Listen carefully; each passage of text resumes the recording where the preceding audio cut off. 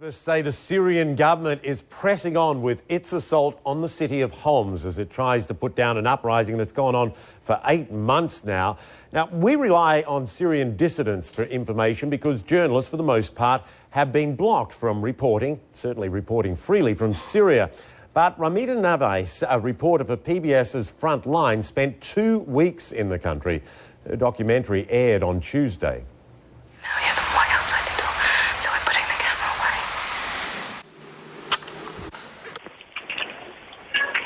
We hid our camera but used a cell phone to film. I could hear the screams from next door as the militia raided the house. A mother was pleading with them not to take her son. I spent time holed up in an activist safe house and spoke to CNN about the activists that she'd met. They live as fugitives. They live on the run. Many of them haven't seen their families for months and months. And they live going from safe house to safe house on the run. None of the protesters we met were armed. We saw thousands protesting, men, women and children. These are ordinary people. So the guys that we were with in the safe house, 2 of them were college graduates. And I think it's going to take a bloody turn now. One thing that they have said to me is that they're going to try and arm themselves. They think that's the only way of protecting themselves, of defending themselves. As we said, it is extremely difficult to confirm information out of Syria, as CNN currently isn't allowed to report from there. We have made numerous requests. We are getting some details, though, from some of the thousands of Syrians who have fled across the border and into neighbouring Lebanon. Our Damon travelled to the border and found that there is really no escape from the suffering, especially for the children. The game of choice for these Syrian refugee children, a morbid twist on cops and robbers. 10-year-old Abdel Hadi knocks over his younger friend, playing a game of government thugs, known in Arabic as shabiha, against demonstrators. Abdel Hadi, in the shabiha role, beats the sole of his victim's foot. They say they have all seen the clips that activists post to YouTube. But some, like Abdel Hadi's 13-year-old brother, say they experienced it firsthand. Huzaifa, whose identity we are concealing, says he was picked up on his way home from school one day in May. He doesn't know why. He says he was interrogated about his father, beaten and given electric shocks. I fainted, the child recalls. They used pliers and pulled out my big toenail.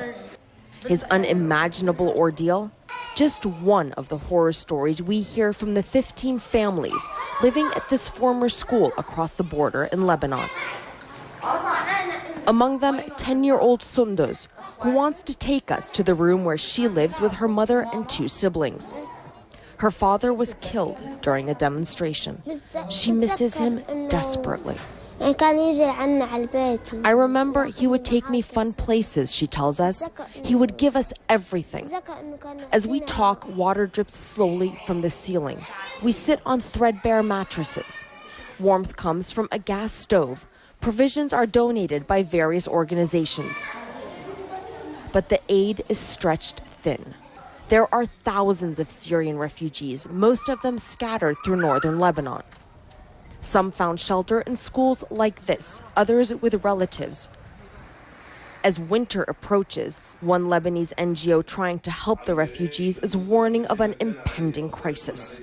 Ahmed Mohammed is the head of the Al-Bashair Association for Social Welfare. He shows us the basic medical supplies and clinic they have set up. But he's critical of the Lebanese government, saying it hasn't done enough to help and is imploring the UN to do more as well. He says his organization spends around $70,000 a week, and it's not enough. In the courtyard of the school, Ahmed cooks meat, so fellow refugees can enjoy the holy Muslim holiday of Eid. His homeland is just in sight.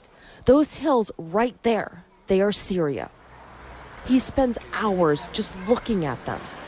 All he wants to do is smell the air in his country once again. His 2-month-old baby was born a refugee. He's named after his uncle, Ali. Just one of thousands of Syrians killed in months of protests. Arwa Damon, CNN, Wadi Khalid, Lebanon.